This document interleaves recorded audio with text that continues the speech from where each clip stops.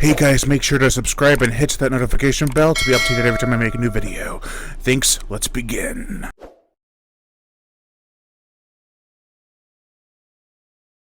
The final shot of this movie is the first shot in A Few Dollars More. I thought I recognized it.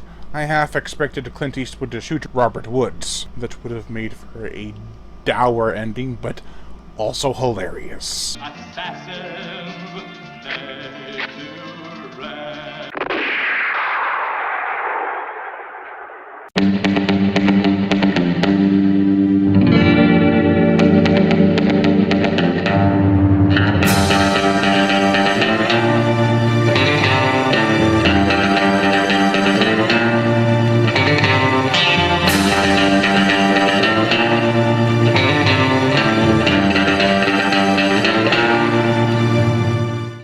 My name is Pecos. I did that way too good. This is the second movie in the lovely Vengeance Trails box set, and was directed by Morozio Lucidi, who also directed the sequel, Pecos Cleans Up. The plot: a Mexican named Pecos comes into town as a group of baddies stir up trouble. They think they're above the law, and they may be.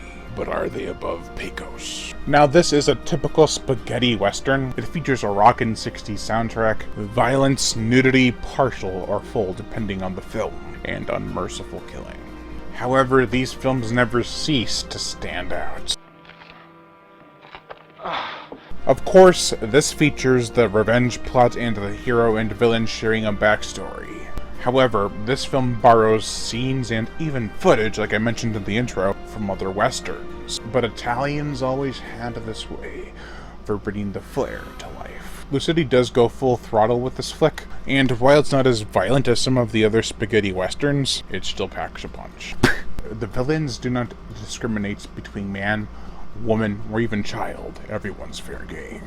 For the characters, we have Pecos Martinez, played by Robert Woods, who returned for Pecos Cleans Up, and is a clever one. He knows how to get the right people on his side, and has a decent yet risky approach when it comes to confronting the enemy. I said, what's your name, Mexicano? My name is Pickles? The actor had a lot of makeup on. It really isn't too noticeable at first, but then it's quite funny and hard not to see. He's not Spanish. Joe Kling, played by the late Pier Paolo Capioni, is a cool-played villain. He knows how to do things and handle them even when his henchmen don't. They keep messing up, and he does scold them for it. However, he has a lot of henchmen. Over 10, for sure. One's even played by Luigi Montefiore, aka George Eastman, who is an anthropophagus. 2019, after the fall of New York. Frickin' everything in Italy in the 80s. Hands of Steel, come on now. It's George Eastman, Luigi Montefiore, let's do this. Reverend Morton, played by Umberto Rajo, is a vulture. He would sell out anyone for the right price. You're mistaken not to trust Morton, stranger. They all come to me one day or another. He's a real slime ball of a character. Nina, the beautiful and boobyful Christina Losani, doesn't have much dialogue, but is able to convey her feelings through her eyes. She is helpful to Pecos in a few scenes, one of which involves a clever scene with a spinning wheel and a knife. I was impressed. Quite honestly, I'm ready to do anything for money, so why not let me help you? Eddie, played by Luigi Castelletto, is a spineless bartender who, like Morton, would do anything for money. He does try to help and even comes to his senses at one point. However, it's too little, too late. Dr. Burton, who I couldn't find who he was played by, I might just missed it, and his daughter Mary, played by Lucia Madagano. Both serve their purpose as hosts and helpers to Pecos, who's on his mission for revenge. However, at times I forgot they were even in the damn thing. That can be said about a lot of certain characters. That can be said a lot about certain characters in this movie. There's a horse renter, or a lesser, as it's officially known, who looks like Uncle Jesse from Dukes of Hazzard, or so my parents said so when they were watching this. They're like, is that Uncle Jesse? I guess he's a skinnier version of Uncle Jesse. I think his name was Smith in the movie and was played by Franco Gula. There's also Eddie, the bartender's brother, who I think was named Ned or Jack. And then there's Steve, played by Peter Karsten, a sadistic cowboy who enjoys killing men and women and watching them suffer. They all come in and out of the movie like rapid fire, and without much lasting impression. I felt Massacre Time, which was the last movie in this box set that I reviewed, worked better with a group of core characters to watch. Also, this feels cheaply made. That doesn't mean it looks bad on Arrow Video's Blu-ray. It surely showcases the beauty of the cinematography. I'll get into that in a bit, but the DOP, director of photography, cinematographer, Franco Villa, who was also cinematographer, I guess, in Giallo in Venice, does a decent job at bringing the landscape to life. It's not amazing or anything, but it does work at making you feel immersed in the world. The world of Pecos. Please look, I'm holding the Bible. You can't kill me. You saw it. I've lots of money. Over $30,000. We split it. But don't kill me. Please take it. I spit on your money. There is a charm to the film and its lighting, though. The as-before-mentioned scene with a spinning wheel. Anne's knife is not only a clever escape tactic, but a clever lighting placement. Pecos is the most lit, and that brings the knife to the forefront, right above his head. It's perfectly cast on Pecos, and therefore makes for an effective shot. Let's get into some more specifics. The gore, the effects, not much in terms of gore, or bloodshed even.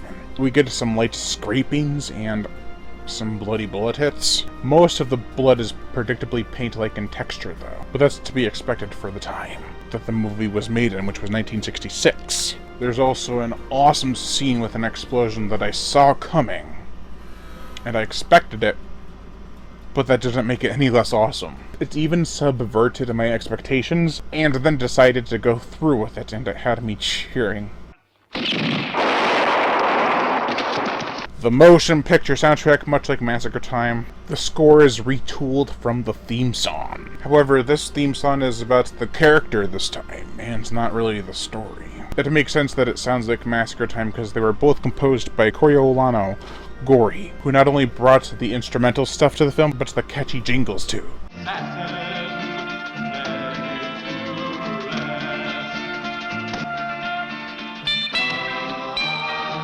Overall, this was decent. The runtime is mercifully short at 85 minutes. If it went on any longer, I don't think it would have been as memorable, and it's not that memorable. It also loses extra time for character growth, and instead feels kind of rushed. It was a bit of a different Western, not only because it's an Italian one, but the hero was a Mexican. It's not the only one to use this nationality, but it might be the funniest. The eyeliner put on Robert Woods is enough to make you crack up because the actor is clearly not Mexican. However, that's not a bad thing. Hell, Rambo is supposed to be Native American, but he's played by an Italian. Now, My Name is Pecos is not the first movie to do it, and probably won't be the last. Hell, The Lost World from 1925 has a character in blackface. This stuff just doesn't go away. I think My Name is Pecos is a fine watch. It's not too deep with its characters, however, it doesn't need a great flair or charm. It's just a fun time. Overall, I give My Name is Pecos a 2 out of 5. And before I go, I just have to ask, the bullets in the hat, like little slots for the bullets, what'd you think of that? That was pretty freaking cool. Thank you all for watching, and I'm Brongat, the Horror Shark. Make sure to like, comment on, as well as share this video. Like my Facebook fan page and watch me on TikTok. I have a TikTok now at the Horror Shark, or we'll at Stalk and Talk and Walk. For now, I might change it back to the Horror Shark.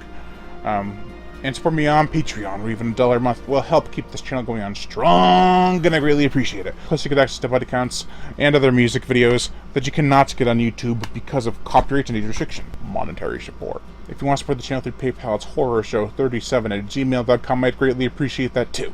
But if you don't want to support me with any money, just hit that notification bell to be notified every time I make a new video, and as always, subscribe.